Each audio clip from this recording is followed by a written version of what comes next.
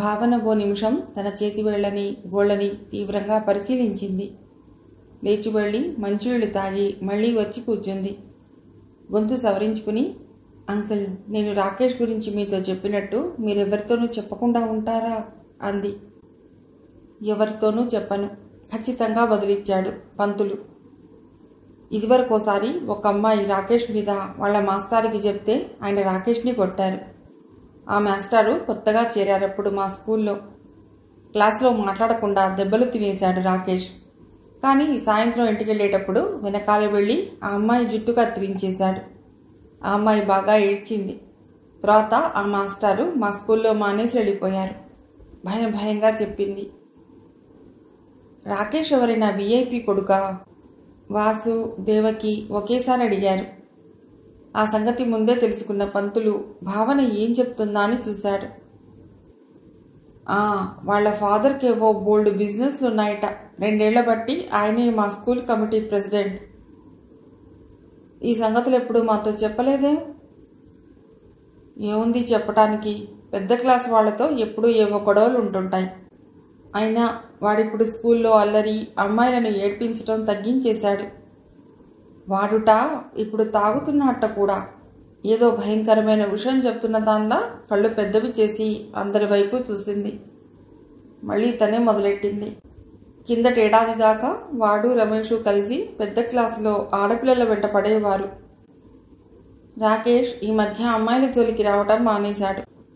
వాడి గురించి స్కూల్లో ఏవేవో చెప్పుకుంటున్నారు. వాడికి తాగుడు కాక డ్రగ్స్ కూడా అలవాటేట. భావన చెప్తున్నదంతా నిజమో లేక వదంతులేవో పుడితే ఒకదానికొకటి చిలువలు పలువలు చేర్చి ఆ రాకేష్ గురించి స్కూల్లో లేనిపోని కథలు ప్రచారం అవుతున్నాయో అనుకుంది దేవకి. అవును, మొన్నటిదాకా రమేషు, రాకేషు ఆడపిల్లల వెంట పడేవారన్నావు కదా. మరి ఆ జుట్టు కత్తిరించేసిన పిల్ల తప్ప ఇంకే అమ్మాయి వాళ్ళ మీద కంప్లైంట్ చేయలేదా? వాళ్ళ బాధపడ్డ అమ్మాయిలందరూ కలిసికట్టుగా కంప్లైంట్ చేసుంటే అలా ఒక్క పిల్లే అవమానం పొందవలసిన అగత్యం ఉండేది కాదుగా అంది దేవకికి కారణం తెలియని కోపం గొంతులోకి తన్నుకొస్తుంటే. జరుగుతున్న గొడవకంతటికీ దానిదే బాధ్యత అన్నట్టు దానిమీద కోపం చేస్తున్నావేమిటి అన్నాడు వాసు నవ్వుతూ. కోపం కాదు, అసలు ఈ పిల్లల సంగతి ఏమిటని ఆదుర్ద అంది దేవకి కాస్త తమాయించుకుంటూ. తల్లి వేసిన ప్రశ్నకి భావన దగ్గర సమాధానం ఉంది. చెప్పాలా వద్దా? చెబితే ఈ పెద్దవాళ్లు ఎలా రిసీవ్ చేసుకుంటారోనన్న సంశయం కాసేపు ఆ అమ్మాయిని పీడించింది. నీ అభిప్రాయం ఏదైనా నిర్భయంగా చెప్పమ్మా ఎంకరేజ్ చేశాడు ఆమె మనసులో సంశయాన్ని గ్రహించిన పంతులు. అమ్మా, నీకెలా ఎక్స్ప్లెయిన్ చేయాలో తెలియట్లేదు. చాలామంది అమ్మాయిలు అబ్బాయిలు వెంటపడి వెధవేషాలేస్తే ప్రొటెస్ట్ చేయరు, ఎంకరేజ్ చేస్తారు. సినిమా హీరో హీరోయిన్లలా బిహేవ్ చేస్తారు. అన్నయ్య వాళ్ళ క్లాస్లో 5-6 అమ్మాయిలు ఉన్నారు. వాళ్ళ వెనుక బెంచ్లో రమేషు వాడి గ్యాంగు చేరి కూర్చుంటారు. వీళ్ళంతా అమ్మాయిల జడలు లాగటం, కితకితలు పెట్టడం లాంటి వెధవ చేష్టలు చేస్తుంటే వాళ్ళేమో గిగ్లింగ్ చేస్తూ ఈ అబ్బాయిల చేష్టలు టీచర్కి కనబడకుండా పుస్తకాలు అడ్డం పెట్టుకుని వీళ్ళని ఎంకరేజ్ చేస్తారట. కలిసికట్టుగా కంప్లైంట్ చేసే క్వశ్చనే లేదు అంది భావన. ఏమిటి, స్కూల్ లెవెల్లో క్లాస్ రూమ్లోనే రొమాన్సా? ఇది ఇండియాలో మన కాకినాడేనా లేకపోతే ప్యారిసో షికాగోనా? పట్టరాని ఆశ్చర్యంతో నోరు తెరిచేసింది దేవకి. ఇంకా దాన్ని వడక్కు దేవకి, మరీ ప్రశ్నిస్తే దానికున్న నాలెడ్జికి మనం సిగ్గుపడవలసి వస్తుందేమో అన్నాడు వాసు. కాదండి, అసలు ఇంత జరుగుతుంటే ఇదెప్పుడు మనతో ఏమీ చెప్పలేదు. చెబితే ఆ విధవ స్కూల్ మాన్పించి ఇంకో స్కూల్లో వేసేవాళ్ళం కదా బాధగా అంది దేవకి. అందుకే నీతో ఇలాంటివన్నీ చెప్పొద్దన్నాడు అన్నయ్య అంది భావన. అన్నయ్య చెప్పొద్దన్నాడా? మరీ ఆశ్చర్యపోయింది దేవకి. అన్నయ్య చెప్పొద్దన్నాడు. నువ్వేమో చిన్న చిన్న విషయాలకే ఓవర్ రియాక్ట్ అవుతావు. ఇలా మన స్కూల్లోనే కాదు, అన్ని స్కూళ్లలోనూ అల్లర్లు ఉన్నాయి. టీచింగ్ వైజ్ మన స్కూలే బెస్ట్ అని అందరూ చెప్తున్నారు. మమ్మీ వాళ్ళకి చెప్తే ఇంకో స్కూల్కి వెళ్ళమంటారు. మనం అల్లరి చేయకుండా బుద్ధిగా చదువుకుంటే ఇలాంటి గొడవలకి మనం ఎఫెక్ట్ అవ్వం అన్నాడమ్మా అన్నయ్య. అల్లరి వెధవలు ఎక్కడైనా ఉంటారు కదా కొంతమంది. అట్లీస్ట్ మా స్కూల్లో చదువైతే చాలా బాగుంటుంది. కొన్ని స్కూళ్లలో అసలు టీచర్లకే చదువు రాదు అంది భావన.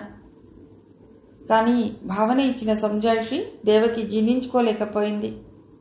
తను అన్నిటికీ ఓవర్ రియాక్ట్ అవుతుందా? అందుకని అమ్మకి ఇవి చెప్పొచ్చు, ఇవి చెప్పకూడదు అని నిర్ణయాలు తీసుకునేంత పెద్దవాళ్ళయ్యారా ఈ పిల్లలు? అసలు మన నుంచి ఇంకెన్ని విషయాలు దాచారో ఈ పిల్లలు అంది. అబ్బా Devaki, you are behaving too ridiculous. ఉన్న విషయం చెప్తే ఇంకా ఎన్ని దాచారో అంటున్నావు. అదే ఓవర్ రియాక్ట్ అవ్వటం అంటే అన్నాడు వాసు. ఆవేశం తగ్గించుకుని కాస్త సర్దుకుంది దేవకి. నీ బాధ నేను అర్థం చేసుకోగలనమ్మా దేవకి. స్కూల్ లెవెల్ నుండి పిల్లలు ఇలా తయారవుతున్నారంటే వాళ్ల తాలూకు పెద్దలు ఎలా సహిస్తున్నారు అన్న బాధ నీది. ఒకప్పుడు అమ్మాయి అబ్బాయితో అవసరానికి మాట్లాడితేనే రంకు జరిగినంత రాద్ధాంతం చేసేవారు చుట్టూ ఉన్న మూర్ఖజనం. ఇప్పుడు ఎదగని వయస్సులో అమ్మాయిలే ఎంకరేజ్ చేస్తున్నా చూసి చూడనట్టుగా ఉండవలసి వస్తోంది పెద్దలుగా పిలువబడే మనం. ఒక ఎక్స్ట్రీమ్ నుండి ఇంకొక ఎక్స్ట్రీమ్కి, ఒక విపరీతం నుండి ఇంకో విపరీతానికి ఊగడమే అభివృద్ధి అనుకుంటున్నా. ఇక ఇదంతా నార్మల్గానే తీసుకోక తప్పదు అన్నాడు పంతులు. అసలు రాకేష్ గురించి మీరు అడగటం మూలంగానే ఇదంతా చెప్పాను అంకుల్. అమ్మకేమో కోపం వచ్చేసింది. బుంగమూతి పెట్టి దిగులుగా అంది భావన. అమ్మకేం కోపం రాలేదు. నువ్వు చెప్పిన విషయాలు జీర్ణించుకోవడం కొంచెం కష్టంగా ఉంది ఆవిడికి. అంతకంటే ఇంకేం లేదు వాసు సర్ది చెప్పాడు. ఇంతకీ రాకేష్ గురించి నువ్వెందుకు అడిగినట్టు పంతులు అడిగాడు. రాకేష్ ఎలాంటివాడో మీకు ఐడియా వస్తుందని అన్నాడు పంతులు. ఆ రాకేష్ ఎలా తగలడితే మాకెందుకు? మా పిల్లవాడు కనబడక మేమేడుస్తుంటే కాస్త నిష్ఠురంగా అంది దేవకి. ఏడు దేవకి, అతడు మనకి హెల్ప్ చేయాలని చూస్తుంటే అతడితోటే నిష్ఠురంగా మాట్లాడతావు మందలిస్తున్నట్లు అన్నాడు వాసు. సారీ అన్నయ్య గారు, సిగ్గుపడింది దేవకి. ఏం పర్వాలేదమ్మా, మీ బాధ మీది. కొంచెంసేపు ఆలోచిస్తూ కూర్చున్నాడు పంతులు. తను చెప్పబోయే విషయానికి వీళ్ళెలా రియాక్ట్ అవుతారా అని ఆలోచిస్తూ ముగ్గురి మొహాల్లోకి పరిశీలనగా చూస్తూ అన్నాడు పంతులు. ఎందుకంటే శౌరిని ఆఖరిసారిగా చూసిన వాళ్ళు అతడు రాకేష్తో కలిసి వెడుతుండగా చూశామని చెప్పారు కాబట్టి. ముగ్గురు పిడుగుపడ్డట్టుగా అద్రిపడ్డారు. రాకేష్తో కలిసి వెళ్ళాడా? ముగ్గురు ఒకేసారి కేకబెట్టారు. ముగ్గురు షాక్ నుండి తేరుకునే వరకు కొంచెంసేపు మాట్లాడకుండా ఊరుకున్నాడు పంతులు. ఇప్పుడు చెప్పమ్మా భావన, రాకేష్తో మీ అన్నకి ఫ్రెండ్షిప్ ఉండేదా? చిచి, వాడితో అన్నయ్యకి స్నేహం లేదు అంది భావన. ఇదేమైనా దాచిపెడుతుందేమో అన్న అనుమానం కనిపించింది దేవకి మొహంలో. నువ్వేం మాట్లాడకు అన్నట్టుగా సైగ చేశాడు వాసు. రమేష్ లాంటి వాళ్ళకి దూరంగా ఉంటాడు అన్నయ్య. ఇహ రాకేష్ లాంటి వాళ్లతో స్నేహం చేస్తాడా? తన అన్న మీద పంతులు ఏదో పెద్ద అభాండం వేసేశాడన్నంతగా బాధపడిపోయింది భావన. ఇంతకీ ఎవరు చూశారట శౌరి రాకేష్ కలిసి వెళ్ళటం అడిగాడు వాసు. స్కూల్ దగ్గర బడ్డీ కొట్టువాడు చెప్పాడు. నిన్న మధ్యాహ్నం రాకేష్ కొట్టు దగ్గరికొచ్చి సిగరెట్ కొన్నాట. అప్పుడు రాకేష్ పక్కన శౌరి ఉన్నట్ట. తర్వాత ఇద్దరూ మాట్లాడుకుంటూ వెళ్ళిపోతుంటే వీధి చివరి వరకు చూశాట. ఎవరిని చూసి ఎవరనుకున్నాడో అన్నాడు మెల్లిగా వాసు. అతడి కొట్లో కిళ్ళీలు సిగరెట్లే కాక పెన్సిళ్లు నోట్బుక్స్ లాంటివి కూడా స్టాక్ పెట్టుకుని పిల్లలకు అమ్ముతుంటాడు. అందుకని ఆ స్కూల్కి వచ్చే చాలామంది పిల్లలు తెలుసు అతడికి. శౌరి ఫోటో చూపెట్టగానే రాకేష్తో కలిసి వచ్చి వెళ్ళాడని చెప్పాడు. రాకేష్ మన శౌరి క్లాస్మేట్ కాదు కాబట్టి మన నిన్న కాంటాక్ట్ చేసిన లిస్టులో లేడు. శౌరి కూడా ఎప్పుడైనా సిగరెట్ల లాంటివి ఏమైనా కొన్నాడేమో చెప్పాడా? గుండె గుబగుబలాడుతుండగా అడిగాడు వాసు. లేదు, తన కొట్లో పెన్సిళ్లు రబ్బర్లు తప్ప సిగరెట్లు కాదు కదా, చాక్లెట్లు కూడా ఎప్పుడూ కొనలేదని చెప్పాడు.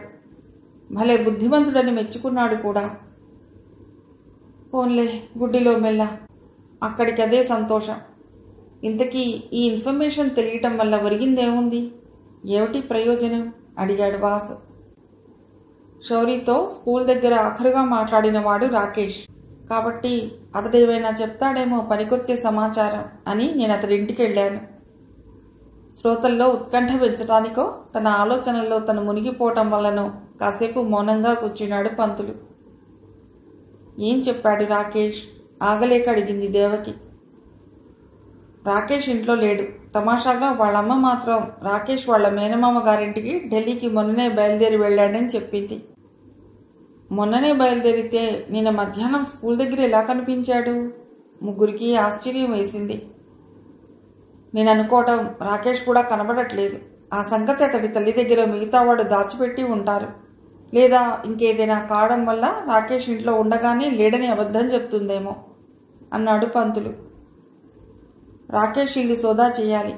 ఇంకా ఇప్పుడు ఇన్ఫార్మర్స్ లిస్టులో 11th క్లాస్ కుర్రవాళ్ళని కూడా వెయ్యాలి. 4 కానిస్టేబుల్స్ని పంపి సమాచారం సేకరించాలి. దీర్ఘంగా నిట్టూర్చి లేచి నిలబడ్డాడు. కూర్చుంటే పని జరగదు. మిస్సింగ్ బాయ్స్ లిస్టు పెరిగిపోతోంది. ఏ వాసు, నువ్వు వస్తావా? మాతో పాటు తిరిగి కాస్త కాలు సాగదిద్దువు గాని. ఓపిక లేకపోతే రెస్ట్ తీసుకో అంటూ బయలుదేరాడు. ఓపిక లేకేమిట్లే, వస్తాను. ఇక్కడ కూర్చుంటే మరీ పిచ్చెక్కినట్లుంది. పద అన్నాడు వాసు. దేవకి భావనలకు కూడా అలాగే పిచ్చెక్కినట్లుంటుందన్న సంగతి మర్చిపోతూ. డాడీ, కాసేపు మాతో కూర్చోవా? నాకేదో భయం వేస్తోంది అంది భావన తండ్రి నడుం చుట్టూ చేతులు వేస్తూ. నువ్వుండబోయి, నేను వెళతా. వీళ్ళకి నీ తోడు కావాలిప్పుడు అంటూ వెళ్ళిపోతున్న పంతులతో, నా అవసరం ఏదైనా వస్తే ఫోన్ చెయ్యి అని చెప్పాడు వాసు తలుపులేస్తూ. భావన, నీకు బాగా తెలుసా అమ్మా రాకేష్కి అన్నయ్యకి మధ్య ఎటువంటి స్నేహము లేదని సౌమ్యంగా అడిగాడు. ఐఎమ్ ష్యూర్ డాడీ, నాకు బాగా తెలుసు. సేమ్ స్కూల్ వాళ్ళం కాబట్టి కనిపించినప్పుడల్లా హాయ్ చెప్పుకోవటం, ఎప్పుడైనా గ్రౌండ్లో ఏదైనా గేమ్లో కలిసి ఆడటం తప్ప వాళ్ళిద్దరికీ ఏమీ ఫ్రెండ్షిప్ లేదు డాడీ అంది భావన. ఇంతలో డోర్ బెల్ మోగింది. కిటికీలో మళ్లీ పంతులు మొహం ప్రత్యక్షం అయింది. వాసు తలుపు తీయగానే హడావుడిగా లోపలికొచ్చి, జస్ట్ మినిట్ భావన, శౌరి రాకేష్ ఎప్పుడైనా ఎందుకైనా చాలా ఘోరంగా దెబ్బలాడుకున్నారా అడిగాడు. లేదు, ఖచ్చితంగా చెప్పింది భావన. ష్యూర్? Sure uncle. ఒకవేళ వాళ్ళిద్దరూ గొడవపడి ఆ సంగతి అన్నయ్య నాకు చెప్పకపోయినా స్కూల్లో ఎవరో ఒకళ్ళు నాకు చెప్పేసి ఉండేవాళ్ళు. చాలా కాన్ఫిడెంట్గా చెప్పింది భావన. ఓకే దెన్, బాయ్ వెళ్ళిపోయాడు ఇన్స్పెక్టర్ పంతులు. ఇంట్లో ఉన్న ముగ్గురికి ఏవీ మాట్లాడాలనిపించలేదు. ఎవరి ఆలోచనలో వాళ్ళు ఉండిపోయారు. ఎవరికి వారు తలో పుస్తకం చేతిలో పట్టుకుని తిరిగేస్తున్నారే కానీ చదువుతున్న దాని మీద ఎవ్వరికీ మనసు లేదు. సాయంత్రం 5ంటికి కింద ఫ్లాట్లో ఉండే రామరాజు భార్య సుశీల వచ్చారు. ఏమిటండి, నిన్ననగా స్కూల్కి వెళ్ళి మీ శౌరి ఇంకా రాలేదుట కదండి అని అడుగుతూ.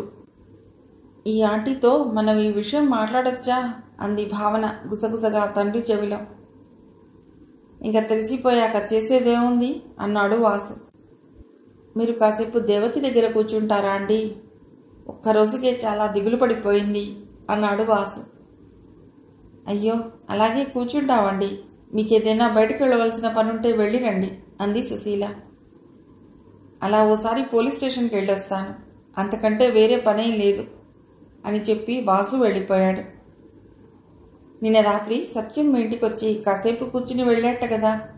నిన్న రాత్రి లాస్ట్ బస్లో మా ఊరు నుండి మా అమ్మ తమ్ముడు వచ్చారు. వాళ్ళ కోసం తలుపు తీసేసరికి కనిపిస్తే పలకరించానండి. వాళ్ళ అత్త కొడుకు చిన్నాన్న కొడుకు ఎటో వెళ్ళిపోయారంట కదా, వాళ్ళ కోసం కనుక్కుందామని వచ్చానని చెప్పాడు. ఆ ఎదవ పిల్లలు ఎప్పుడూ అంతేనండి, ఇంట్లో పెద్దోళ్ళని ఏడిపించుకు తినటమేనండి అంది సుశీల. అవును, సత్యం చెప్పాడు.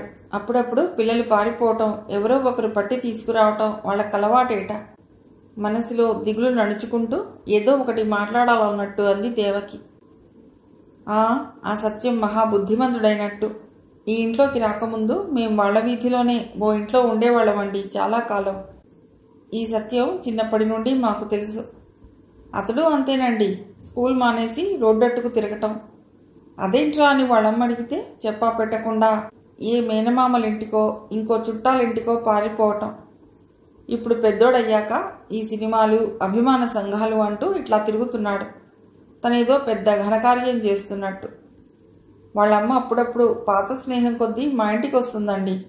వచ్చినప్పుడల్లా సత్యం గురించి చెప్పుకుని ఏడుస్తూ ఉంటుంది అంది సుశీల. సర్లేవే, ఆ గొడవకేంటి గాని. మీ శౌరిబాబు గురించి కొంచెం ఏమైనా ఇన్ఫర్మేషన్ కనుక్కున్నారా అండి పోలీసులు? కనబడక 2 రోజులే కదండి అయ్యింది. ఈ చుట్టుపక్కలే ఉండుంటాడండి, ఎంతో దూరం పోయి ఉండడు. ఇంతకీ ఏమన్నారండి పోలీసులు? ఇన్స్పెక్టర్ మీకు బంధువులేనట కదండి? నిన్న ఆయన మీ ఇంటికి రావటం చూశానండి, కానప్పటికీ ఇది విషయం అని తెలియలేదు కదండి మాకు అన్నాడు రామరాజు. అసలు మీకెలా తెలిసింది అడుగుదాం అనుకుని మానేసింది దేవకి. ఇన్స్పెక్టర్ పంతులకు తమకు ఏదో దూరపు చుట్టరికం గురించే తెలిసింది, ఇదెందుకు తెలీదు? ఎలా తెలిస్తే ఏమిట్లే అనుకుంది. ఇన్స్పెక్టర్ గారికి మా ఆయనకి చుట్టరికం కన్నా స్నేహం ఎక్కువ అంది. అసలు ఇంతకీ ఏటన్నారండి మళ్ళీ అడిగాడు రామరాజు. కిడ్నాప్ ఏమోనని అనుమానిస్తున్నారు. చెబుతుంటే దుఃఖం ముంచుకొచ్చి బావురు మంది దేవకి. భావన కూడా ఏడుపొచ్చేసింది. తల్లిని చేరి ఒళ్ళో తలబెట్టుకుని ఏడ్చేసింది. అయ్యయ్యో, మీరిలా ఢీలాపడిపోకూడదు దేవకి గారు. మిమ్మల్ని చూసి పాపం భావన కూడా బెంబేలెత్తిపోతోంది. లేమ్మా భావన, నువ్వు ధైర్యంగా హుషారుగా ఉంటేనే అమ్మకు కాస్త బెంగ తగ్గుతుంది. వెతుకుతున్నారు కదా, మహా అయితే ఇంకో 2 రోజులు అన్నయ్య ఇంటికి వచ్చేస్తాడు. 2 వీపుల మీద చేతులేసి నిమురుతూ ఓదార్పు మాటలు చెప్పింది సుశీల. లేవండి దేవకి గారు, కాస్త చన్నీళ్లతో మొహం కడుక్కోండి. అంత దిగులు పడిపోయారేమిటండి బాబు, ఒక్కరోజుకే అంటూ వాష్ బేసిన్ వరకు నడిపించింది. దేవకి భావన మొహాల మీద చన్నీళ్లు చల్లుకుని కాస్త సర్దు కూర్చోగానే మంచినీళ్లు అందించింది. అయ్యో, మీకు శ్రమిస్తున్నాను అంటూనే దేవకి మొహమాట పడుతుంటే, చాలే ఊరుకోండి, ఇరుగు పొరుగు అన్నాక ఒకళ్ళకొకళ్ళం తోడు రాకపోతే ఇంకెందుకండి అంది సుశీల. మీ తమ్ముడు వచ్చారన్నారు, ఉన్నారా అండి? మర్యాద కోసం అడిగింది దేవకి. ఉన్నాడండి, మా పినమామ గారి కూతురు అల్లుడు కొండాయపాలెం గేటుకాడ ఉంటారని చెప్పాను చూడండి, వాళ్ళొచ్చారండి. వాళ్ళతో కలిసి బీచీకి పోయాడండి. అటు నుంచి అటే సినిమాకి పోతామన్నారండి. ఇంకా రాత్రికి ఏ హోటల్లోనూ తినేసి ఇల్లు చేరతారండి అంది సుశీల. వీళ్ల తమ్ముడు కూడా మీ శౌరి వయస్సులో ఉన్నప్పుడు 2-3 సార్లు ఇంట్లోంచి వెళ్ళిపోయాడండి అన్నాడు రామరాజు. అయ్యో, మా వాడు పెద్దయ్యాక కూడా వెళ్ళిపోయాడుగా, వాడితో పోలికెందుకు కానీ చిన్నతనంలో శౌరిలాగానే చదువులో మాత్రం చురుగ్గా ఉండేవాడండి అని చెప్పడం మొదలెట్టింది సుశీల. సుశీల తమ్ముడు ఆనందరాజు పిల్లలందరిలోకి ఆఖరువాడు. సన్నగా నాజుగ్గా అందంగా ఉండే ఆనందరాజుని ఇంట్లో అందరూ ముద్దుగా చూసేవారు. చిన్నతనంలోనే పెళ్లైపోయిన సుశీలకి చాలా కాలం పిల్లలు పుట్టకపోవటంతో ఆఖరి తమ్ముడైన ఆనందరాజుని చాలా ముద్దుగా చూసేది. చిన్నతనం నుండి సిగ్గరి అయిన ఆనందరాజు ప్రవర్తనలో వస్తున్న చిన్న చిన్న మార్పులని పెద్దలెవరూ అంతగా గమనించలేదు.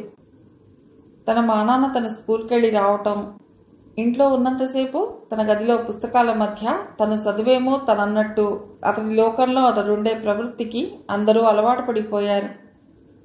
ఒకరోజు స్కూల్కి వెడుతున్నానని బయలుదేరి వెళ్లిన ఆనందరాజు మరి ఇంటికి రాలేదు. వస్తాడు వస్తాడు అని ఎదురు చూసి చూసి మర్నాడు తండ్రి నలుగురిని పంపి చుట్టుపక్కల ఊళ్ళలో వెతికించాడు. సంగతి తెలిసి కాకినాడ నుండి సుశీల పరిగెత్తుకెళ్ళింది. 5వ రోజున పిఠాపురం బస్టాండ్లో సుశీల భర్త రామరాజుకే కనిపించాడు. మాసిన బట్టలతో ఎవరో ఇప్పించిన టీ బన్ను తింటూ కనిపించాడు. పువ్వులా వెళ్లిన పిల్లవాడు ముష్టి వెధవలా తిరిగి రాగా చూసిన వాళ్ళందరికీ కడుపు తరుక్కుపోయింది. ఎందుకు చేశావురా ఇలా? ఎందుకు వెళ్ళిపోయావు? వెళ్ళి ఏం చేద్దాం అనుకున్నావు అని తల్లి అక్క ఎంత తరిచి అడిగినా సరిగ్గా ఏమీ చెప్పలేదు. ఏమో తెలీదు తప్ప మరో సమాధానం రాలేదతని దగ్గర నుండి. ఇక ఊరుకోండి అందరూ. కనబడినన్ని రోజులు కనబడలేదని ఏడ్చారు. తీరా వస్తే వాణ్ణి కాస్త కడుపు నిండా తిననైనా తిననివ్వకుండా ఎందుకు వెళ్ళిపోయావు, ఎక్కడికి వెళ్ళావు అంటూ వాడి దుంప తెంచుతున్నారు. వాణ్ణి వాటికి వదిలేయండి అని సుశీల తండ్రి కేకలు పెట్టాడు. అవునత్తగారు, ఆనందుని నేను నెమ్మదిగా కనుక్కుంటానులేండి. మీరతను అడిగిన కొద్దీ అతడు ముడుచుకుపోవటం తప్ప మాట్లాడాడు. ఇవాళకి వదిలేయండి, రేపు నేను కనుక్కుంటాను అని రామరాజు కూడా చెప్పడంతో ఆడవాళ్ళిద్దరూ ఊరుకున్నారు. సాయంత్రం రామరాజు పొలం గట్ల మీదికి షికారుకు తీసుకెళ్లి ఆ ఖబరు ఈ ఖబరు చెప్పి లాలించి అడిగితే, ఎవరో నన్ను పిలిచినట్టు అనిపించింది, ఏదో చెప్పి వెళ్ళమన్నట్టు అనిపించి వెళ్ళాను అని గొణిగాడు. ఆ మాటలు ఎలా అర్థం చేసుకోవాలో తెలియక తికమక పడ్డాడు రామరాజు. పిల్లవాడికేదో దిష్టి తగిలిందని ఇరుగు పొరుగు ఆడవాళ్ల చేత రకరకాలుగా దిష్టి తీయించింది ఆనంద తల్లి. యాత్రలు చేసుకొచ్చిన బంధువుల ఇళ్ల నుండి కుంకుమలు విభూతులు తెప్పించి బొట్లు పెట్టింది అతడి నాయనమ్మ. ఇది జరిగాక 3 నెలల పాటు మామూలుగానే ఉన్నాడు ఆనందరాజు. అయితే ఒంటరిగా గడిపే సమయం ఇదివరకటి కంటే ఎక్కువ అయింది. అతడి తోటి పిల్లలు ఏ గుడి దగ్గరకో అతడి తల్లికి తారసపడ్డప్పుడు, మీ ఆనంద్ మాతో బొత్తిగా మాట్లాడటం మానేశాడేం, గేమ్స్ పీరియడ్లో కూడా ఏమీ ఆడడు, గ్రౌండ్స్లో ఏదో ఓ మూల ఒక్కడు కూర్చుంటాడు అనేవారు. పుస్తకాలు ముందేసుకుని అతడు ఒక్కడు తన గదిలో గంటల తరబడి కూర్చుండటం తల్లికి అలవాటే గాని ఒక్కోసారి అతడు తనలో తను మాట్లాడుకుంటున్నట్లు ఆవిడకు అనుమానం వస్తుండేది. ఒకసారి ఏమిట్రా అబ్బాయి అంటున్నావు అని ప్రశ్నిస్తే అయోమయంగా చూసి, నేనేమన్నాను, ఏమీ అనలేదే అని అక్కడి నుండి లేచి వెళ్ళిపోయేవాడు. ఆవిడ తనే పొరబడి ఉండవచ్చుననుకుంది మొదటిసారి. కానీ మళ్ళీ మరోసారి అతడి గది నుండి మాటలు వినబడుతుంటే వెళ్ళి అతడికి కనబడకుండా నిలబడి గమనించింది. చదువుకుంటూ కునుకుబట్టి కలత నిద్రలో కలవరించడం కాదది. ఎవరో ఏవో అడుగుతుంటే సమాధానం చెప్తున్నట్టు స్పష్టంగా మాట్లాడుతున్నాడు. అలా ఇంకో 2 సార్లు చూసిందావిడ. 4 రోజులు తనలో తాను మదనపడి అత్తగారితో చెప్పింది. ఆ ముసలావిడ, అమ్మో ఇదేదో గాలి చేస్తనే తల్లి, ఏదో గాలి సోకిందే నీ కొడుక్కి, మంత్రం వేయించాలి తల్లో అని కోడల్ని ఊదరగొట్టేసింది. మరో అవకాశం వచ్చినప్పుడు అత్త కోడలు కలిసి తలుపు చాటున నిలబడి ఉన్నారు. ఈసారి మరీ స్పష్టంగా ఉన్నాయి ఆనందరాజు మాటలు. నేను రాను, ఇప్పుడు కుదరదు, నువ్వు వెళ్ళిపో, నన్ను విసిగించకు, పరీక్షలకి బాగా చదవకపోతే నాన్నగారికి కోపం వస్తుంది అంటున్నాడు. ఎవరో మాట్లాడుతుంటే జాగ్రత్తగా విన్నట్టు విని, అబ్బే కుదరదు, రాను అంటాడు. అతడి తల్లి కళ్ళ నీళ్ల పర్యంతమైంది. అమ్మో ఇది మా పెద్దాడపడుచు పనేనే అంది ముసలావిడ యువతలకొచ్చి. మీ మామగారికి ఒక విధవప్ప చెల్లెలుండేది. నేను 8 ఏళ్ల వయస్సులో పెళ్ళై కాపురానికి వచ్చాను. అప్పటి నుండి నాకు 16 ఏళ్ళొచ్చి నా కడుపున పెద్దవాడు పడేదాకా నన్ను రాచి రంపాన పెట్టింది మహాతల్లి. చచ్చి ఏ లోకాన ఉందో గాని ఆ ఏడే ఇంకా పెద్దవాడు పుట్టకముందే రోగం వచ్చి కాలం చేసింది ఆవిడ. ఆవిడ పోయిన కొత్తల్లో ఇంటి పాలేరొకడు పుల్లన్న అని మంచి నెమ్మదస్తుడు. పాపం వాడు కూడా ఇట్లాగే ఎవరో ఎక్కడికో రమ్మన్నట్టు పిలుస్తున్నట్టుంటుంది అమ్మగారు అని చెప్పుకొని ఏడ్చేవాడు. పెద్దమ్మాయి గారేమిట్రా అని నేను అడిగేసరికి, అవునండి అమ్మగారు అని గొల్లుమన్నాడోసారి. ఆ తర్వాత 10 రోజులకే వాడి శవం చెరువులో తేలింది. అమ్మ తల్లి రారమ్మని పిలిచి సరాసరి చెరువులో దింపిందే వాణ్ణి మెటికలు విరుస్తూ చెప్పింది ఆవిడ. బాబోయ్ అత్తగారు, ఇప్పుడేమిటండి దారి, పిల్లాడి గతేమిటి, వాడు మనకి దక్కుతాడా, గోడు గోడుమని ఏడ్చింది ఆనంద తల్లి. పిచ్చిదానా, ఏడుపెందుకు, నేను లేను, చూస్తూ ఊరుకుంటానా, నా మనవాడిని నా ఆడపడుచు పీడిస్తుంటే అంటూ పెద్దావిడ రంగంలోకి దిగింది. పాలేర్లందరినీ సమావేశపరిచి జిల్లాలోకెల్లా గొప్ప భూత వైద్యుడిని తీసుకురమ్మంది. మర్నాటికల్లా రావులపాలెం నుండి భూత వైద్యుడు దిగబడ్డాడు. ఒక రోజంతా మూలగదిలో కూర్చుని ఏవేవో పూజలు చేశాడు. అదే సమయంలో సుశీల కూడా పుట్టింటికొచ్చింది. ఆనందరాజుని మూలగదిలో ముగ్గుల మధ్యలో కూర్చోబెట్టి తలుపులు వేశాడు భూత వైద్యుడు. రామ్ హ్రీమని కేకలు పెడుతూ అతడు చదివిన మంత్రాలకి ఇల్లంతా దద్దరిల్లిపోయింది. ఆనంద తండ్రికి ఇదంతా చిరాకు పుట్టించినా పిల్లవాడు బాగుపడితే చాలని చూసి చూడనట్టు ఊరుకున్నాడు. ఓ గంట సేపు కేకలు పెట్టాక పోతావా పోవా అంటూ అరుపులు మొదలెట్టాడు భూత వైద్యుడు. అరుస్తూ వేపమండలు చీపుళ్ళు పెట్టి ఆనందుని అతడు కొడుతున్న దెబ్బలు గది బయటకు వినబడి సుశీల తల్లి విలవిల్లాడిపోయారు. వాళ్ల ఏడుపులు చూసి, ఊరుకోండే, అంతా వనమంచికే, ఈ కాసేపు ఊరుకుంటేనే మన పిల్లవాడు మనకి దక్కుతాడు, ఏ చెరువులోనో పడి చచ్చిపోవడం కన్నా దెబ్బలు నయం కదే అని పెద్దావిడ మందలించింది. సుశీల తల్లి నోళ్లు నొక్కేసుకున్నారు. భూత వైద్యుడు తలుపు తెరవగానే పరుగున వెళ్లి వంటి నిండా వాతలు దెబ్బలతో పడిన ఆనందుని చూసి గుండె లవిసేలా ఏడ్చారు. ఈ బీభత్సం అంతా ముగిసి భూతవైద్యుడు వెళ్లేటప్పుడు కోళ్లు మేకలతో సహా అడిగినంత డబ్బిచ్చి పంపింది పెద్దావిడ. ఆనందు ఆ దెబ్బల నుండి కోలుకోవటానికి పూర్తిగా 4 రోజులు టైం పట్టింది. పూర్తిగా కోలుకుని అతడు స్కూల్కి వెళ్ళటానికి మరో 15 రోజులు పట్టింది. ఆ తర్వాత కొన్ని రోజుల పాటు ఏ గొడవ లేకుండానే గడిచిపోయింది. అయితే ఆనందు ఇదివరకన్నా కూడా మాటలు తగ్గించేశాడు. 10 మందిలో ఉన్నప్పుడు కూడా తనొక్కడే ఉన్నట్టు ఏ స్పందన లేకుండా తన లోకంలో తనుండేవాడు. అయితే తనలో తాను మాట్లాడుకోవటం తగ్గించినట్టుగానే గమనించి తృప్తిపడ్డారు అతడి తల్లి నాయనమ్మ. క్రమంగా ఆనందులో రకరకాల మార్పులు వచ్చాయి. శుభ్రత బాగా తగ్గిపోయింది. స్నానం చేసిన రోజునే చేసేవాడు, లేని నాడు లేదు. తల దువ్వుకోవటం, కొత్తగా పెరుగుతున్న గడ్డం గీసుకోవటం పూర్తిగా మానేశాడు. 2 నెలలు గడిచేసరికి స్కూల్కు పోవటం పూర్తిగా బంద్ పెట్టేశాడు. ఆనంద్ ఈ స్థితిలో ఉండగా రామరాజు పనిచేస్తున్న కంపెనీ వాళ్ళు రామరాజుని ఆస్ట్రేలియా పంపారు. అతనితో పాటు సుశీల కూడా వెళ్ళింది. అక్కడ ఉండగానే సుశీల గర్భం ధరించింది. పెళ్ళై 10 ఏళ్లకొచ్చిన తొలిచూలు చూసుకుని మురిసిపోయింది. తల్లి తన కోసం ఎంత బెంగ పెట్టుకుందోనని తను బెంగపడింది సుశీల. అక్కడున్న 3 ఏళ్లలోనూ 2 పిల్లలు పుట్టారు సుశీలకి. ఇక్కడ పల్లెటూళ్ళలో నాయనమ్మ మరణించింది. 3 ఏళ్ల తర్వాత పుట్టింటికొచ్చింది సుశీల. మనవలని చూడాలని తహతహలాడుతూ తల్లి ఎదురొస్తుందేమోనని ఊహించింది. ఆమె ఊహలన్నీ తలకిందులయ్యాయి. మనవల మీదే కాదు, అసలు జీవితం మీదే ఆసక్తి లేని దానిలా దిగాలు పడి ఉంది తల్లి. 3 ఏళ్లలోనే ముసలితనం ముంచుకొచ్చేసింది తండ్రికి. ఒకప్పటి గాంభీర్యం, హుందాతనం పోయి నిస్సహాయుడైన ముదిపగ్గులా కనిపించాడు తండ్రి. వీళ్లలో వచ్చిన ఈ మార్పుకి కారణం ఆనందరాజు పరిస్థితి మరీ దిగజారిపోవటమే. అప్పటికి 19 ఏళ్లవాడయ్యాడు ఆనందరాజు. పెరిగిన గడ్డంతో, మాసిన గుడ్డలతో బూచాడిలా గదిలో కూర్చుని ఉన్న ఆనందరాజును చూసి హడలిపోయారు రామరాజు, సుశీల. ఏమిట్రా తమ్ముడు, ఇలా అయిపోయావేమిట్రా అంటూ అతడి దగ్గరకు వెళ్లిన సుశీల అతడి నుండి వస్తున్న కంపు భరించలేక వెనక్కి నడిచింది. ఏమక్క, బావున్నావా? బావగారు బావున్నారా? నీకిద్దరు పిల్లలిటగా అంటూ చాలా మామూలుగా పలకరిస్తున్న తమ్ముడిని చూసి విస్తుపోయింది సుశీల. అతడి పిచ్చివాలకం చూసి అతడసలు తనను గుర్తుపడతాడనే అనుకోలేదు. అలాంటిది చక్కగా కుశలం అడుగుతుంటే ఆశ్చర్యం వేసింది. పలుకరించిన మరుక్షణం సుశీల జవాబుతో తనకేం సంబంధం లేదన్నట్టు శూన్యపు దృక్కులతో ఇంటి పైకప్పు కేసి చూస్తూ మంచం మీద వెలకిలా పడుకుండిపోయాడు ఆనందు. తమ్ముడి ప్రవర్తన చూసి భయంతో బిక్కచచ్చిపోయిన సుశీలను చెయ్యి పట్టి గదిలోంచి యువతలకు తీసుకొచ్చాడు రామరాజు. ఏమిటే అమ్మా తమ్ముడి దగ్గర ఆ కంపు అని సుశీల అడిగేసరికి తల్లి కళ్ళనీళ్లు పెట్టుకుంది. వాడు స్నానం చేసి 7 ఏడాది అయ్యిందే తల్లి అంది ఏడుస్తూ.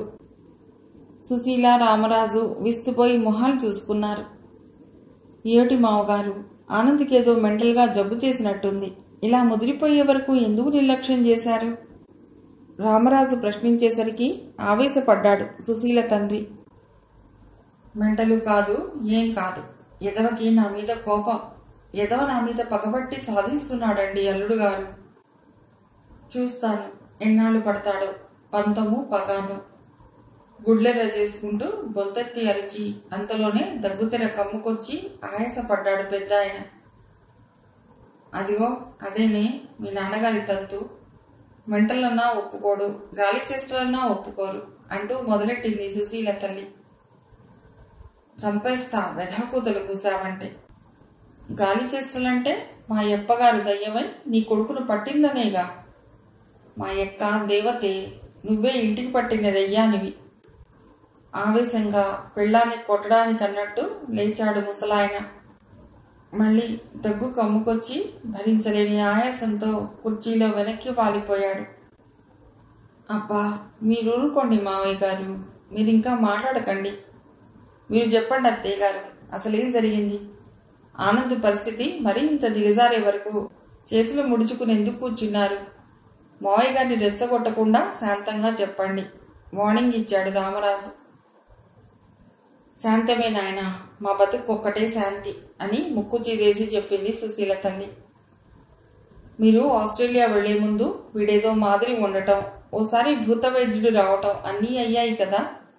ఆ తర్వాత ఓ 2 నెలలు కాస్త కుదురుగానే ఉన్నాడు. చదువు ఆటలు పూర్తిగా మానేశాడు.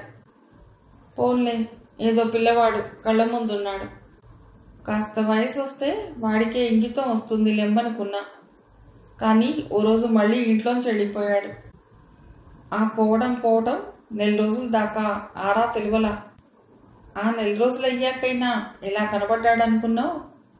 భీమవరం మా ఊళ్ళమ్మ గుడి ముందు అడుక్కునే వాళ్ళ మధ్యని చూశాడంట. మనూరి సత్యరాజు గారి అబ్బాయి. మనోని గుర్తుపట్టి ఈడ్చుకొచ్చి ఇంట్లో పడేశాడు. దేవుళ్ళ అబ్బాయి కాపాడకపోయి ఉంటే ఏమైపోయేవాడో నా బాబు.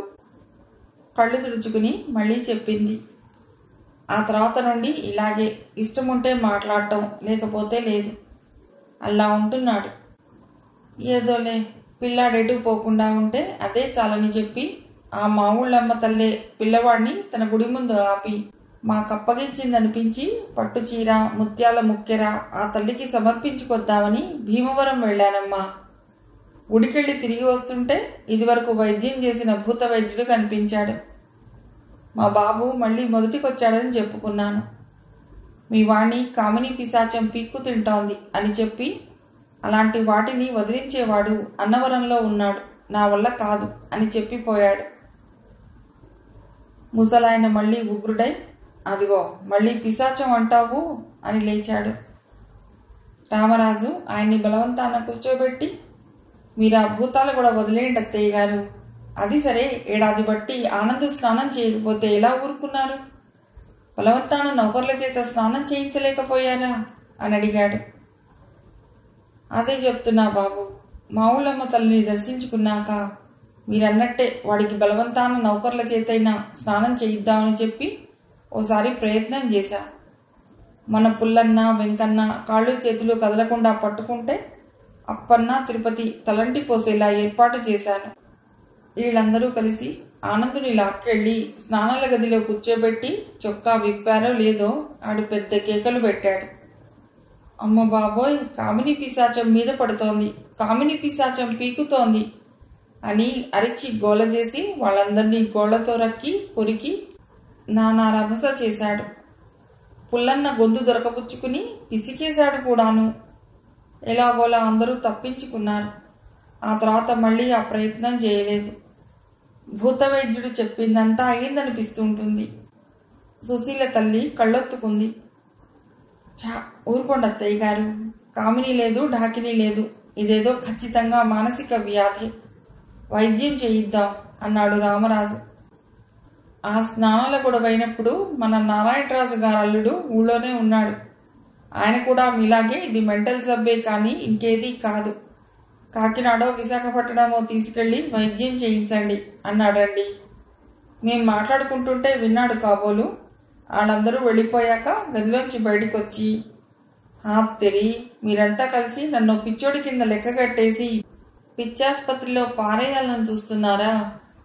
ఇప్పటికిప్పుడు నా వాటా ఆస్తి నాకు పడే, నేనే వేరే వెళ్ళిపోయి నా బతుకు నేను బతుకుతాను అంటూ నా మీద ఇంతెత్తున లేచాడండి అల్లుడు గారు. పోరా పో, దిక్కున్న చోట చెప్పుకోపో, పొమ్మన్నావండి. అదండి కోపం ఆ ఎదవకి. అందుకోసమని ఇలా స్నానాలు మానేసి గడ్డాలు పెంచేసి సాధిస్తున్నాడండి నన్ను వాళ్ళమ్మ నేను అన్నాడు సుశీల తండ్రి ఆయాసపడుతూ. కూర్చోండి నాన్నగారు. అంతకు ముందు నుండి కూడా స్నానం చేయకుండా కూర్చుని అదో రకం చేష్టలు చేస్తూనే ఉన్నాడు కదా. వాడు పిచ్చిలోనే తెలిసి తెలవకుండా ఏదో పోట్లాడేసుకుంటే అదే పట్టుకుని పంతం పడతారేంటి మీరు కూడా? మీ అల్లుడు గారి మాట విని ఆయన చెప్పినట్టు డాక్టర్లకి చూపించుకుని తమ్ముడిని బాగు చేసుకుందాం సనసన్నగా మందలిస్తూ తండ్రికి నచ్చ చెప్పింది సుశీల. అవును మావగారు, రేపే మనం కాకినాడ వెళ్ళిపోదాం. ఆనందుని తీసుకుని మంచి మానసిక వైద్యుడెవరో కనుక్కుని ట్రీట్మెంట్ మొదలెట్టేద్దాం. మీరింకేం మాట్లాడకండి ఖచ్చితంగా చెప్పాడు రామరాజు. మర్నాడు పొద్దున్న ఆనంద్ మంచం మీదే మలమూత్ర విసర్జన కూడా చేస్తున్నాడని గమనించి చాలా బాధపడింది సుశీల. తల్లి ముక్కుతూ మూలుగుతూ తమ్ముడి గది పక్క శుభ్రం చేస్తుంటే ఏం కర్మమ్మా ఇది అని గుడ్ల నీరు కక్కుకుంది. పనివాళ్లు వీడి గది ఊడటానికి కూడా రావటం లేదమ్మా అంటూ ఏడ్చింది తల్లి. పరిస్థితి చూసి రామరాజు చాలా బాధపడ్డాడు. అయ్యయ్యో, ఎలాంటి స్థితికి తీసుకొచ్చారండి కుర్రవాణ్ణి. ఇక ఆలస్యం చెయ్యొద్దు, మనం కావలసినవన్నీ సర్దేయండి, టాక్సీలు ఏర్పాటు చేస్తాను. ఆనందుని తీసుకుని వాళ్ళ మధ్యాహ్నమే భోజనాలు కాగానే బయలుదేరి వెళ్ళిపోదాం అన్నాడు. ఎందుకులే బాబు, వాడిని వాడి అన్నలే ఇక బాగుపడ్డని వదిలేసిపోయారు. నీకెందుకు బాబు ఈ లంపటం అంటున్న మావగారిని మధ్యలోనే ఆపి, మిమ్మల్ని ఇంకేమీ మాట్లాడవద్దని చెప్పేశాను కదండి. ఒకళ్ళు ఊరుకున్నారని అందరము ఊరుకుంటే పిల్లవాడి జీవితం ఏమైపోవాలి. ఇక అభ్యంతరం చెప్పకండి అనేసి టాక్సీలు మాట్లాడటానికి వెళ్ళిపోయాడు రామరాజు. 2 నౌకర్లని, వంట మనిషిని తీసుకుని 2 టాక్సీల్లో ఆ రోజే కాకినాడ బయలుదేరి వచ్చేశారు. అలా తీసుకొచ్చి ఇక్కడ సైక్రియాట్రీ ట్రీట్మెంట్ మొదలెట్టించామండి. డాక్టర్ పరీక్ష చేసి అది మెంటల్ జబ్బేనని చెప్పారండి. ఏంటండి, దాని పేరేదో చెప్పారు కదండి. భర్త వైపు చూసింది సుశీల. షిస్కోఫ్రీనియా అందించాడు రామరాజు. అదండి, ఆ జబ్బు చేయటం వల్ల మా తమ్ముడు అలా అయిపోయాడని చెప్పారండి డాక్టర్ గారు. ట్రీట్మెంట్ మొదలెట్టిన 2 నెలలకే చాలా మట్టుకు మామూలు మనిషి అయిపోయాడండి. 6 నెలలు మా వాళ్ళని మా ఇంట్లోనే ఉంచుకుని వైద్యం చేయించామండి. తర్వాత డాక్టర్ గారు చెప్పినట్టు తూచా తప్పకుండా మందులు వేస్తామని మా అమ్మ నాన్నగారి దగ్గర ఒట్టేయించుకుని వాళ్ళని ఊరు పంపానండి. నెలకొకసారి వచ్చి డాక్టర్ గారికి చూపించుకుని మందులు తీసుకుని వెడుతుంటాడండి మా తమ్ముడు. వాడితో పాటు మా అమ్మో నాన్నగారు కంపల్సరీగా వస్తారండి. భూత వైద్యాల పిచ్చి పూర్తిగా వదిలిపోయిందండి మా అమ్మకిప్పుడు చెప్పి ముగించింది సుశీల. కానైతే జీవితాంతం మందులు వాడవలసిందే అన్నారండి. మందుల విషయం అశ్రద్ధ చేస్తే మట్టుకు అతడు మళ్ళీ మొదటికొచ్చేస్తాడని చెప్పారండి డాక్టర్ గారు అన్నాడు రామరాజు. మందులు గుణం కనిపించిన ఏడాదిలోనే మా తమ్ముడికి చదువు మీద శ్రద్ధ పుట్టి 10th పాస్ అయ్యాడండి. నెమ్మదిగా BA పరీక్షలకి కడుతున్నాడండి. పొలం పనులు చూసుకోవటంలో మా నాన్నగారికి బాగా సాయపడతాడండి. ఇప్పుడు మా అమ్మా నాన్నలు హాయిగా ఉన్నారండి అంది సుశీల. అతడు కాస్త మామూలు మనిషి కాగానే బంధువులు చాలామంది వెంటపడ్డారండి. పెళ్లి చేసేయకూడదా, పిచ్చి పూర్తిగా కుదురుతుంది అని అత్తగారిని మామగారిని పోరేసేవారండి. కొందరు పిల్లలిస్తామంటూ వచ్చారు కూడాను నవ్వాడు రామరాజు. మా అమ్మే ఒప్పుకోదండి. వాడికి జీవితాంతం మందుల మీద ఆధారపడి బతికే యోగం రాసి పెట్టింది. ఎప్పుడు ఏ క్షణాన ఏమవుతుందో తెలియదు. సంసార భారం మీద పడి ఏ సమస్యలైనా వస్తే వాడి మనస్సు మళ్ళీ ఎటు తిరుగుతుందో తెలియదు. ఇంకో ఆడపిల్ల జీవితం ఎందుకు పాడు చేయడం అంటుందండి మా అమ్మ అంది సుశీల. మా మామగారైనా కొంచెం ఊగిసలాడతారేమో కానీ మా అత్తగారైతే మాత్రం ఖరాఖండిగా చెప్పేస్తుంటారండి. మా అబ్బాయికి పెళ్లి చేసే ప్రసక్తి లేదు అని రామరాజు అన్నాడు. మంచిదే కదండి, ఆయన మానసిక ఆరోగ్యం ఎంతో సున్నితం అని తెలిసి పెళ్లి చేయటం అనవసరం. మీ అమ్మగారు ఎంతో మంచి నిర్ణయం తీసుకున్నారు అభినందించింది దేవకి. ఉన్నన్నాళ్ళు నేను చూసుకుంటాను, నా తర్వాత వాడిని వాళ్ళక్కే చూసుకుంటుంది అంటుందండి మా అమ్మ అంది సుశీల. మీ అమ్మ వాళ్ళకి మీ మీద అంత నమ్మకం అన్నమాట. మరి మీరిద్దరూ పూనుకోవటం వల్లనే కదా మీ తమ్ముడి జీవితం ఒక గాడిలో పడింది. దేవకి అభినందనలు సంతోషంగా అందుకుంది సుశీల. చటుక్కున ఏదో ఆలోచన వచ్చినట్టు ముందు కొంగి, నేను ఇదంతా చెప్పి ఏదో మా తమ్ముడికి మీ శౌరీబాబుకి పోలిక తీసుకొచ్చేస్తున్నానని అపార్థం చేసుకోకండి దేవకి గారు. ఇందాక మీరు భావన బాధపడుతుంటే ఒకప్పుడు మా తమ్ముడు కోసం మేమెంత బాధపడ్డామో గుర్తుకొచ్చి మీకు చెప్పుకోవాలనిపించింది అంతే అంటున్న సుశీల చేతుల్ని మృదువుగా నొక్కింది దేవకి. నాకు అర్థమైంది అన్నట్టు. వీళ్ళు మాట్లాడుకుంటుండగానే వాసు పంతులు లోనికొచ్చారు. ఏమండి ఇన్స్పెక్టర్ గారు, ఏమన్నా ఇన్ఫర్మేషన్ దొరికిందా అడిగాడు రామరాజు. ఆఖరిసారిగా స్కూల్ దగ్గర శౌరి రాకేష్ అనే 11th క్లాస్ కుర్రవాడితో కలిసి కనబడ్డట్టుగా గట్టి సాక్ష్యాలున్నాయి. అయితే రాకేష్తో శౌరికి ఎటువంటి స్నేహము లేదని మిగతా పిల్లలందరూ చెప్తున్నారు. మన భావన కూడా అదే చెప్పింది. ఏదో పలుకరిస్తే మామూలుగా మాట్లాడుతూ అతడితో కలిసి కాసేపు నడిచి ఉండవచ్చు. అంత అసంభవం ఏమీ కాదు. సోమవారం మధ్యాహ్నం శౌరితో రాకేష్ మాట్లాడుతూ స్కూల్ దగ్గర కనిపిస్తే రాకేష్ వాళ్ళమ్మేమో రాకేష్ ఆదివారమే బయలుదేరి తన మేనమామ ఇంటికి ఢిల్లీ వెళ్ళాడని చెప్పింది. ఆవిడ అలా ఎందుకు చెప్పింది? అబద్ధం ఎందుకు ఆడవలసి వచ్చింది? ఇన్వెస్టిగేషన్ చేయవలసింది. ఈ లోపల వేరే వర్క్ అడ్డం వచ్చి ప్రోగ్రెస్ కాస్త స్లో అయింది. తనలో తనేదో ఆలోచించుకుంటూ అన్నాడు పంతులు. రాకేష్ అంటే ఆ బిజినెస్ మ్యాన్ మదన్ లాల్ కొడుకేనా అండి? అడిగింది సుశీల. అవునన్నట్టు తలూపాడు పంతులు. అబ్బో, ఆ మదన్ లాల్ గారు కోట్ల మీద బిజినెస్ చేస్తారట కదండి. నాకెలా తెలుసంటే ఆ మదన్ లాల్ భార్య మెంటల్ పేషెంట్ అండి. మేము మా తమ్ముడికి వైద్యం చేయించే సైకియాట్రిస్ట్ దగ్గరికి ఆవిడని తీసుకొస్తారండి. ఆవిడతో పాటు ఆవిడ తోడికోడలు వస్తుంటుందండి. అందరం వెయిట్ చేస్తూ క్లినిక్లో కూర్చున్నప్పుడు ఆవిడిలాగే ఏదో ఒకటి చెప్తూ ఉంటుందండి. అందుకని తెలుసండి మదన్ లాల్కి ఎన్నెన్ని బిజినెస్లు ఉన్నాయో, నవ్వుతూ చెప్పింది సుశీల. ఎక్కువేమీ శ్రమపడి ఇన్వెస్టిగేషన్ చేయకుండానే రాకేష్ తల్లి మానసిక రోగి అన్న విషయం తెలిసినందుకు మనసులోనే కాస్త సంతోషించాడు పంతులు. ఆవిడ రాకేష్ గురించి కూడా ఏమైనా చెప్తూ ఉంటుందా అండి? సుశీలని ప్రశ్నించాడు పంతులు. ఆవిడ ఎంతసేపు వాళ్ళ బావగారి డబ్బు గురించే మాట్లాడుతుంది కానీ నాకు రాకేష్ గురించి కూడా కొంచెం తెలుసండి. సరోజినీ దేవి అని వాళ్ళ స్కూల్లో హిందీ టీచర్ ఉందండి. ఆవిడది మా ఊరే. మేము చిన్నప్పటి నుండి స్నేహితులమండి. ఆవిడ చెప్తూ ఉంటుంది రాకేష్ గురించి రకరకాల కథలు. ఏం చెప్పిందేమిటి? మళ్ళీ ప్రశ్నించాడు పంతులు. ఆ అబ్బాయి 10th క్లాస్కి వచ్చేటప్పటికే 17 ఏళ్ళు నిండాయిటండి. వాళ్ళ నాన్న 2 ఏళ్ళు తగ్గించి 15 ఏళ్లే అని దొంగ సర్టిఫికేట్ పుట్టించాట. మొన్నటిదాకా అమ్మాయి తాగుడునంటండి వాడికి. ఈ మధ్యన డ్రగ్స్ కూడా మరిగాడంటుందండి ఆవిడ, చెప్పింది సుశీల. డ్రగ్స్ రాకేష్ పేరు చెప్తే చాలు అందరూ అదే మాట. రాకేష్ని ట్రేస్ చేసే లోపల అసలు స్కూల్ పిల్లలకి డ్రగ్స్ సప్లై చేస్తున్న ముఠాని పట్టుకోవాలి. డ్రగ్ ర్యాకెట్ బస్ట్ చేస్తే గాని కేసు పూర్తవ్వదు అనుకున్నాడు తనలో తన పంతులు. తండ్రి కోట్లకు పడగలెత్తిన వ్యాపారవేత్త, తల్లి మెంటల్ పేషెంట్, కొడుకు డ్రగ్ ఎడిక్ట్. మంచి క్రైమ్ థ్రిల్లర్కి సరిపడా మెటీరియల్ ఉన్నట్లుందే ఆ ఫ్యామిలీలో అన్నాడు రామరాజు. గడగడ టెలిఫోన్ మోగుతుంటే రిసీవర్ తీసింది దేవకి. ఇన్స్పెక్టర్ పంతులు గారు ఉన్నారండి అక్కడ అన్న ప్రశ్న వినబట్టంతో ఉన్నారు అని చెప్పి మీకే అంటూ పంతులకి ఫోన్ అందించింది. నమస్తే సార్, నేను మదన్ లాల్ని మాట్లాడుతున్నాను అని వినిపించింది అవతల నుండి. నమస్తే అన్నాడు పంతులు. నిన్న మీరు మా ఇంటికి వచ్చి మా రాకేష్ గురించి అడిగారట కదా సార్ అన్నాడు మదన్ లాల్. అవును అని బదిలిచ్చాడు ఇన్స్పెక్టర్ పంతులు.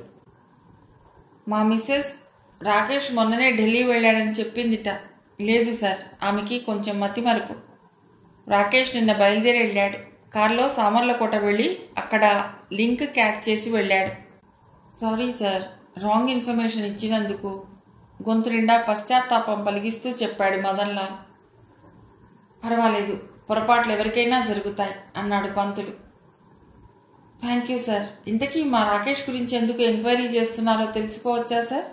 ఏమైనా ప్రాబ్లం క్రియేట్ చేశాడా అడిగాడు మదన్ లాల్.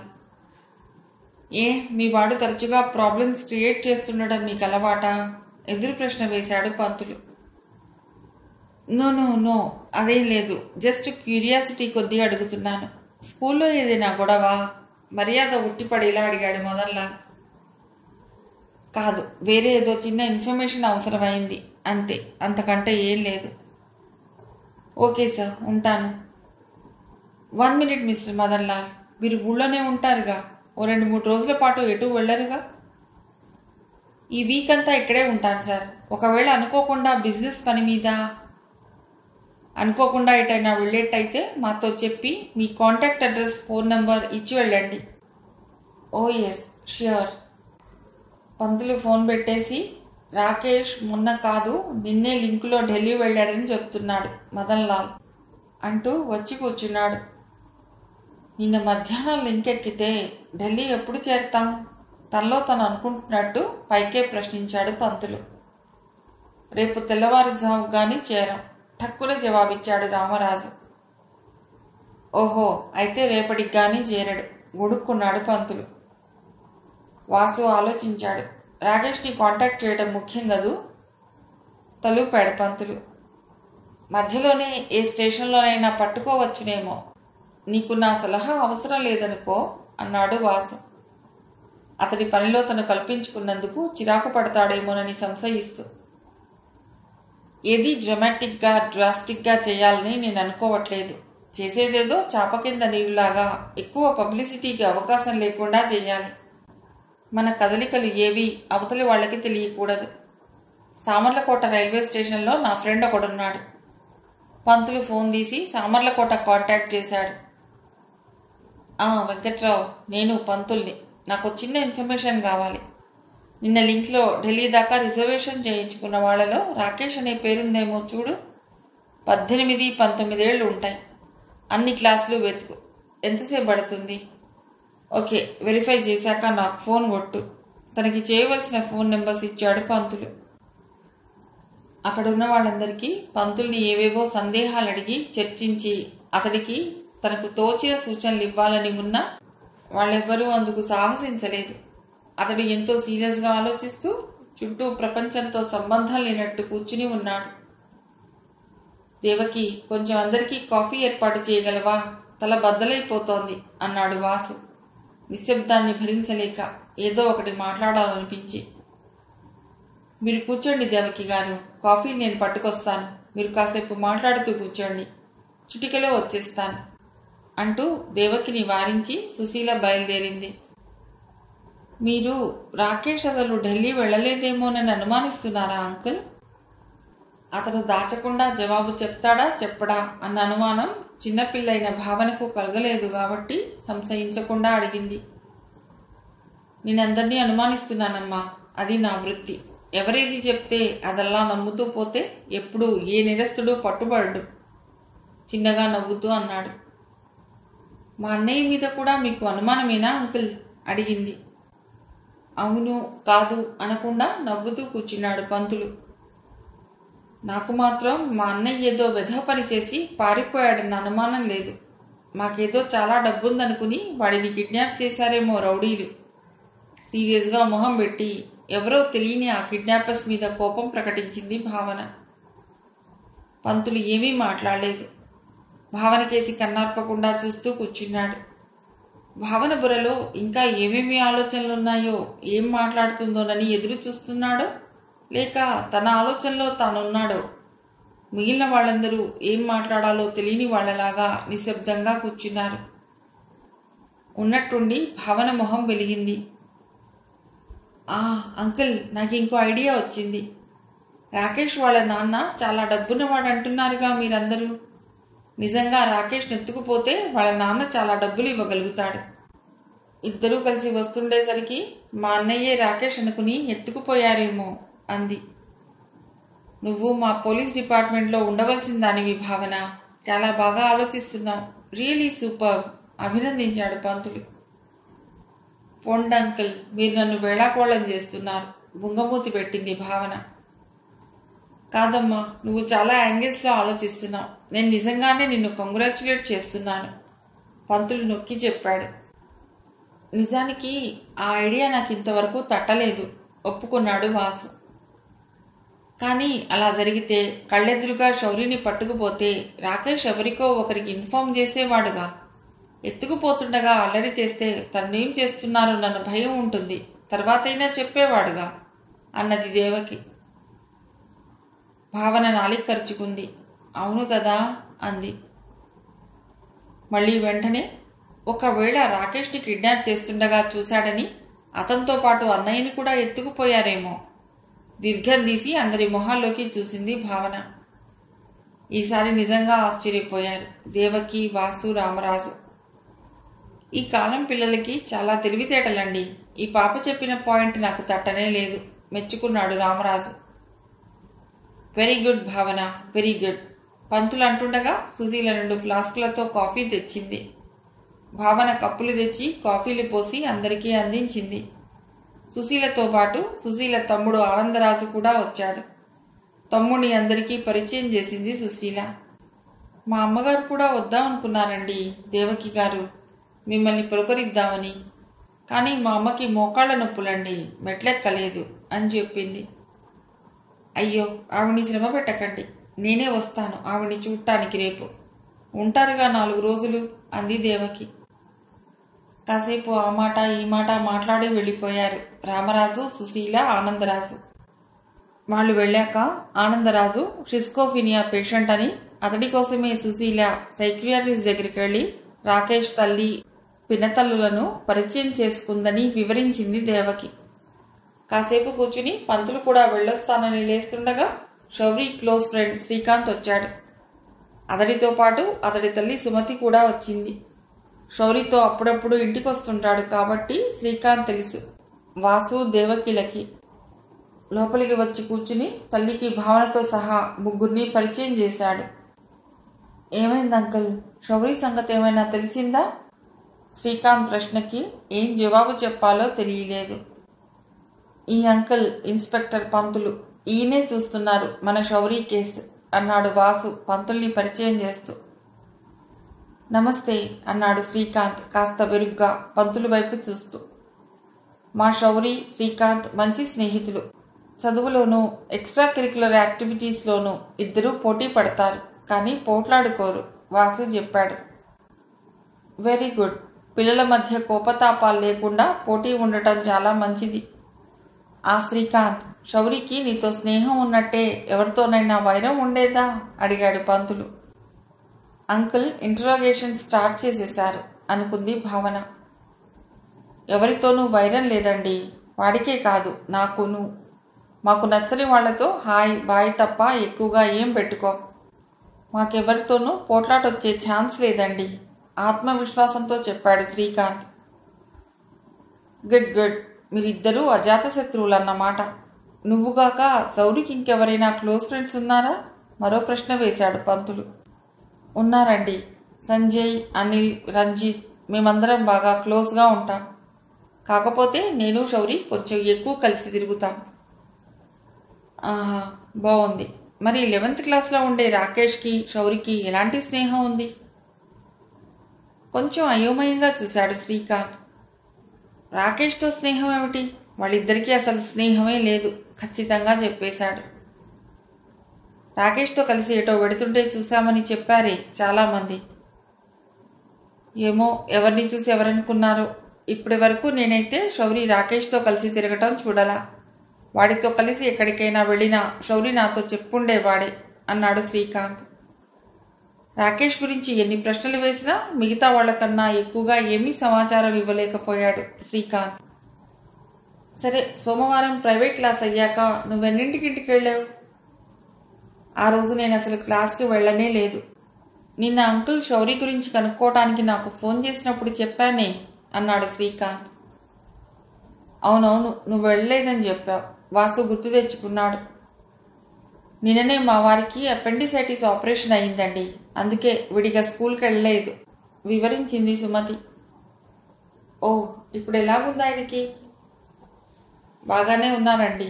నాకు సాయంగా ఉందామని మా అత్తగారు మామగారు వచ్చారండి. వాళ్ళని ఆయన దగ్గర కూర్చోబెట్టి మేము ఇలా వచ్చామండి అంది సుమతి. కాసేపు కూర్చుని శ్రీకాంత్ సుమతి వెళ్ళిపోయారు. ఎవరి దగ్గర రాకేష్ పేరెత్తినా డ్రగ్స్ అన్నమాట బాణంలా వస్తోంది. రాకేష్ని పట్టుకుంటే బహుశా డ్రగ్ ట్రాఫికర్స్ కూడా పట్టుబడతారేమో. రాకేష్తో శౌరికి ఎటువంటి స్నేహం లేదని మాత్రం అందరూ ఖచ్చితంగా చెప్తున్నారు. అది నిజంగా మనకో శుభసూచకం లాంటిది. శౌరికి దురలవాట్లేమీ లేవని మనం ఖచ్చితంగా అనుకోవచ్చు అన్నాడు పంతులు. వాడికేమైనా దురలవాట్లు ఉన్నాయన్న అనుమానం నాకేనాడూ లేదు అన్నాడు వాసు.